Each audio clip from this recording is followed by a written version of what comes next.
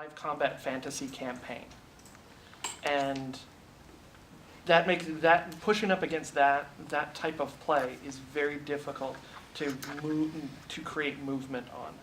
So I think Larp to change the world is a brilliant and excellent tool to use when we are using it as EduLarp, or we're using it as a tool to activate with the young people. But trying to change anyone else that has been a longstanding LARPer is just a very uphill battle. So I kind of agree with Anders on some points, and I agree with Johannes on the others, that personal change will happen with the older community, but significant change will happen from the younger community.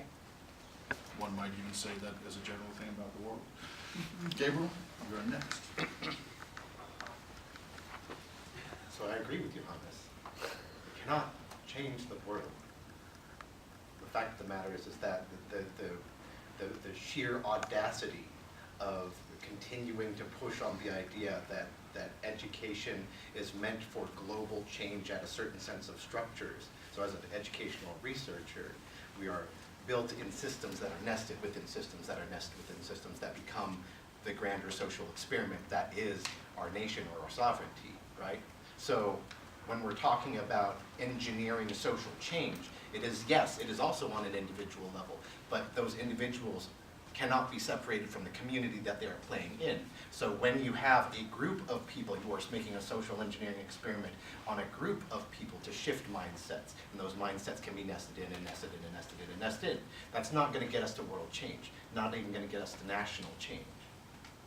But we're not about national change. We're not about world change, and to think that activism in and of itself is going to do the radical work to change a globalized mindset.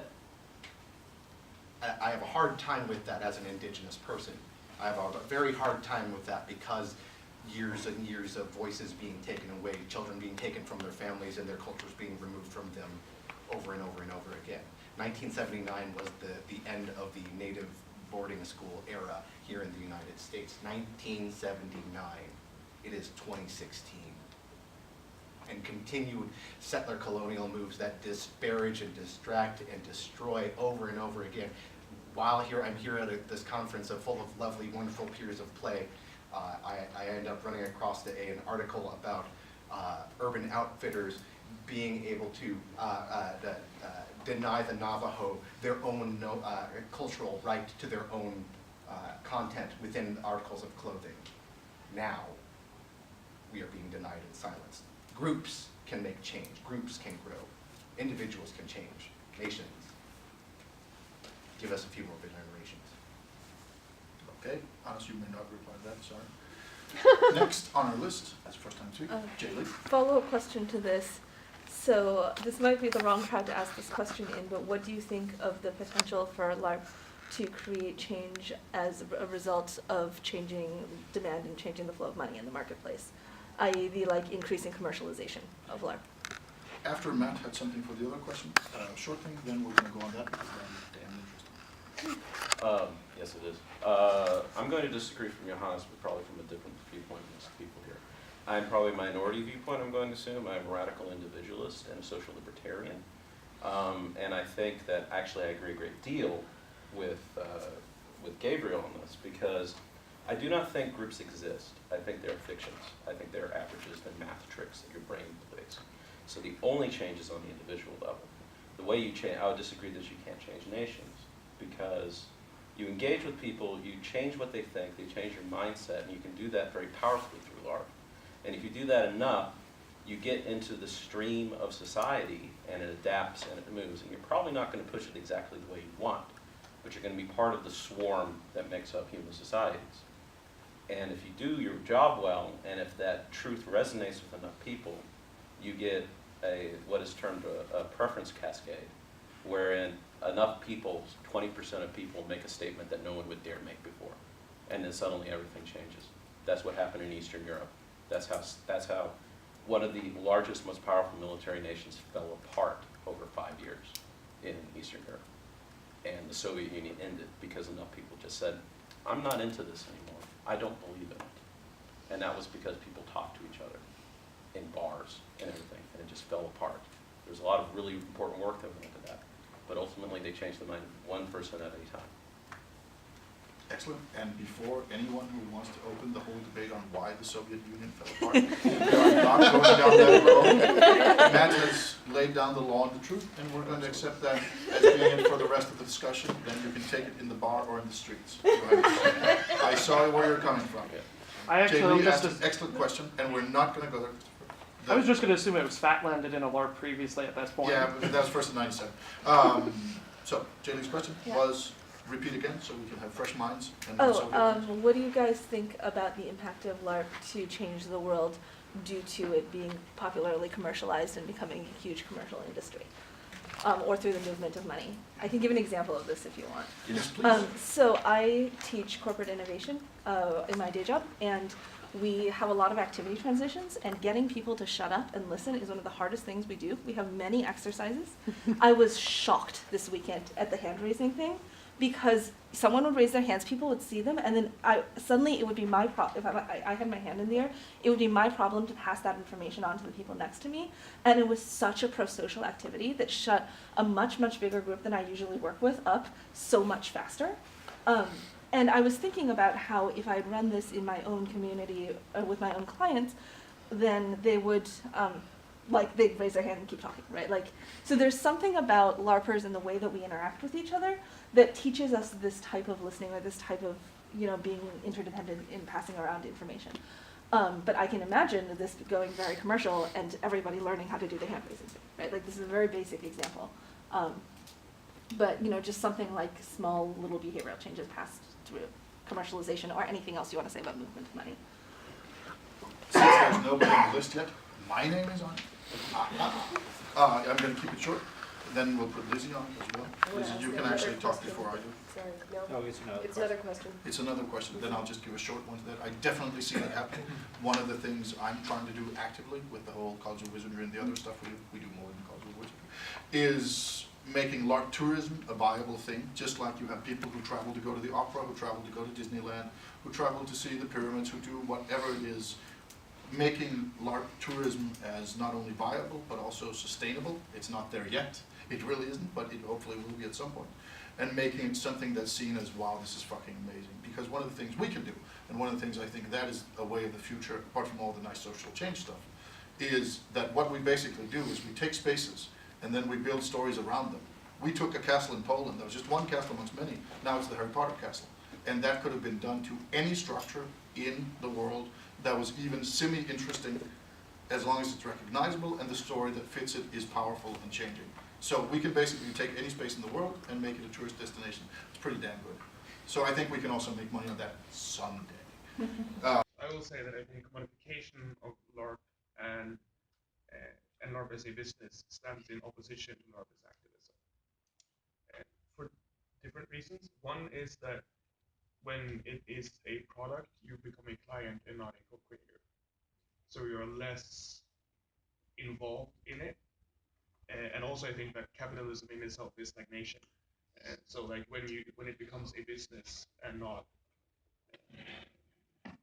something that is co-created, non-profit, you lose that. And I think that there are a lot of viable cases for it, like the LARP tourism thing. I don't think that it's bad. I don't think that it's something that is inherently evil. I just think that it is not activism, and it can't be in the sense that how I define activism in my starting speech, like enacting social political change. So I think that capitalism and commodifying LARP is in stark opposition to LARP at enacting social change. And then we have, I know your name? Jay. Jay. LARP is an artistic medium, the same as film or novels. And right now we're small, but when we're large and we have that impact, we can make massive social commentary. It may not be activism, but it changes the way that people discuss issues. And even when we're not necessarily discussing a specific issue, what we represent, just what we represent, makes a big difference. For example, if you go into a movie theater and you see that all the movies have passed the Bechdel test, or have black protagonists, like that alone, whether people see those movies or not, changes our understanding of our society, and LARP can do that too. I think part of it is I think LARP tourism could become a movement for change as ecotourism has become a movement for change. Yes, it's still very commercial. Yes, it's still very capitalist. Does it change the world? No, but it does change some people's worlds. It does help some people, and that again has a ripple effect. So I do believe LARP tourism can make a big difference, because charging for it, as someone, I cannot remember names, and I'm sorry about that, said it does give it credibility. I think that was you. And the credibility echoes through the tourism. People think if they have to charge for it, it might mean something more. So we've talked about credibility and value, and that is a valid point, and I'm hoping Klaus's vision of LARP tourism succeeds. But I also know, because my wife and me are Disney fans, I can honestly tell you that corporations are salivating at the concept of interactive entertainment and engagement with their tourist base. Disney is already planning with their new Star Wars land to have interactive experiences happen in the park for their guests. So we're already starting to see LARP as this niche and kind of indie community of practice starting to, corporations are now starting to talk to LARP designers about how to take what they're doing and apply it in those corporate settings. But there's a cautionary tale to this, though. The moment corporations start stepping into this space, we are going to have to fight our hardest to maintain our own independent space on its own. Because once things get corporatized, it just becomes a generic marketing situation at that point. It is just a mass market to the common denominator, and we lose everything that makes us valuable in terms of diversity in the community and the diversity of the voices that are within that community. And you're already seeing this, that, we've been talking, we know that we want the Black Panther movie to have the creators that really deserve to tell that story in it, but how long has it taken Hollywood to get to that point? Excellent. Then I have next on my list, I have Hans. I'm not sure how to make sure that we have companies making social change with LARP. I know my own company can do it, and I'm pretty sure Disney as well can do it. I'm not sure that they will, but they can. I think I also agree that it's important not paint that dark picture of the future. I don't agree on that, but there's a reason why I suggest that we make international collaboration for that and agree on some core values and try to refine our method so they are free with use, or that they are being able that people can earn a living from being a game designer, and that is quite difficult. It suggests that we will take quite a long process into doing, but still do it. Maybe it will not take 2 years, maybe it will only take 3 months, and on many things. But think about making structures that it's not only persons that are keeping them in mind, and that's building community in mind. We're going to have a few more. I'm going to close off the speaker list until we move to Liz's, and that's going to be soon, because we right now have 10 minutes left. This is interesting. So we're going to give the word to Gabriel. Chris, can you give me a quick snippet again, how you were arguing about that? That there is, my argument was that there is a danger, when what becomes valuable. Okay, so in and of itself, again, the nature of gatekeeping of who is and who will and who would change escapes our control, yes. And as activists or game designers or educators or whatever, we put a message of philosophy out into the world, and it gets taken up in ways that we cannot predict. We say that all the time about games. Put a plot hook out 3 times in the world and hope that it gets taken up, otherwise it gets lost and you move on to the next thing that you want to go on to, right?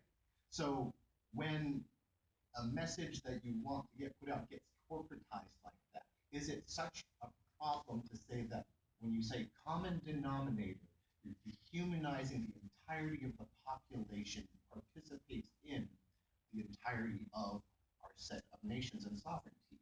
So how do we get to a point where we remove a sense of elitism out of heroism and authoritarian space into this kind of work? The democratization of and play of those kinds of interactions need to be important, that every voice is valued in a certain sense. So if we continue to push on this barrier of who can and who can't repeatedly, and that is maybe not a message that I'm hearing, but it is a foundational linguistic practice I am hearing over and over throughout the circles, the argument of who can and who can't.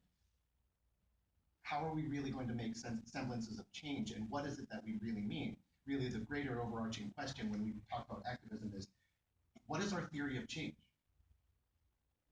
Dramatic, nice, short.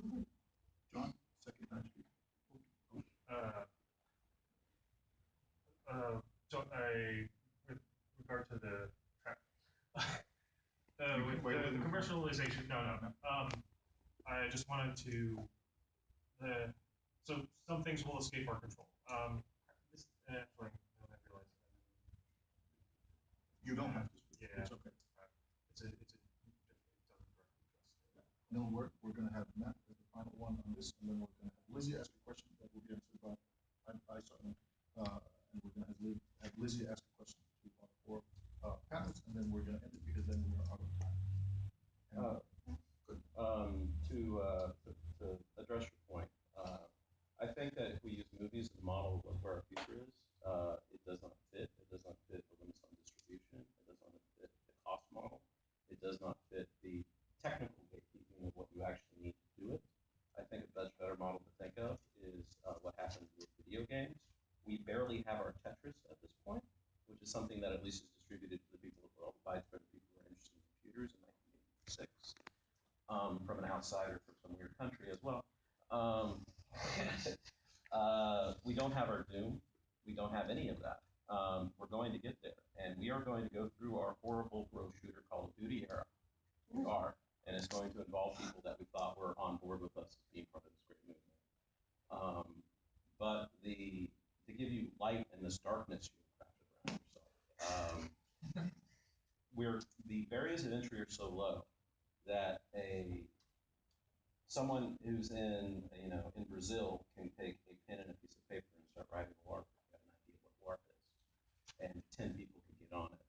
And we are going to, if we go into this point of the indie scene is already here, which is something that computer games lost and then had to rediscover because all the indies became corporate. I don't think it's going to disappear in the same way, and I think we're going to have a vibrant community that both makes fun things that the corporations are interested in, as we see in the in-game community, and who are people who are pure explorers who want to do interesting things with storytelling. So I think that is a better vision in my mind of where things go, given the technical realities of what it means. Excellent. And with that, we're going to have Lizzie post a question that will be answered by the poll, and then we're going to say woohoo. Okay, I'm noticing a lot of discussion about the content of the games, like, we're playing a game about the AIDS crisis, turn me into an AIDS activist.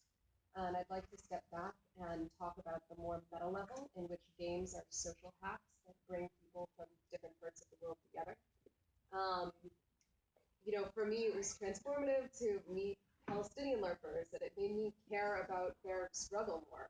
It foregrounded that for me. And so I was hoping you could just talk a bit about not the content of the game, but the ways in which forging shared experience through games could change the world, or maybe not. 30 seconds each, maximum.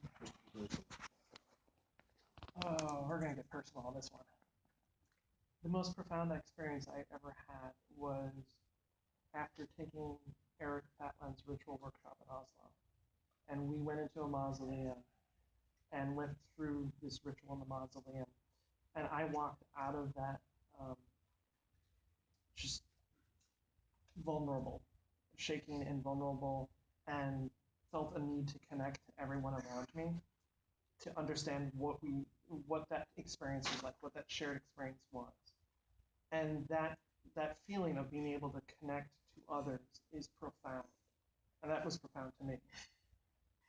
Because it meant that you weren't, as much as Claus had said, that I always constantly gripe about people not liking me. In that moment in time, I actually felt like I was part of a larger community and part of a group of people, and part of a group of people that cared about me. Because what I remember the most about that was someone coming up to me, touching me on the shoulder and saying, "You're okay. We're all okay. We're here with you." And that, to me, is the fundamental power of what LARP represents, that connection. Pretty good answer. 1 minute, 6 seconds. I fail. Gabriel. So for me, LARP design is not necessarily about universalization. I cannot. Universals are they're just terrible Western constructions to me. And the aspect of the work that I'm trying to do is about not necessarily one of creating inclusion for all of everybody here. You are not my target audience. You are not the people I am trying to save. The work I am doing is for the children of those tribes who were taken from those houses, who were put back into these spaces, who were given into the foster homes, who are still a set of people inside cities, outside of cities, inside of reservations, whose cultures have been built for them. And so the place that I want to design play from is about giving back our culture back to our children, so that our stories are part of the things that they can see themselves in. Because a game like Never Alone represents, in the video game structures, the ability to see ourselves within the play. We talk about this theoretically in the execution of, but when it comes down for me in the design of the practices, and it's something that doesn't exist yet, indigenous LARP, I have my work cut out for me. Impressively enough, also 1 minute and 6 seconds. If any of you are ever asked to direct a 30-second Super Bowl commercial, say I can. Johannes? So I think it ties into what I said, my view from before of LARP as a community building tool in favor of the oppressed. There's also something to say about the insurrectional anarchist idea of affinity groups, of forming different groups with different needs and different actions, like not huge parties and movements. There I also think LARP has very high potential, and I think more of a question than an answer to look at how LARP is very much middle class escapism in the European context, and the big bulk of LARPs in the US, it's very much American dream working class escapism, and how to look at how those different groups self-actualize and organize, and where we can find intersection between both. 45 seconds. Sorry. No problem. Anas normally lives with my time Nazism, so either he's going to go under 30 or completely over. Final word in this? Yes. As we discovered, each LARP or each game creates a community.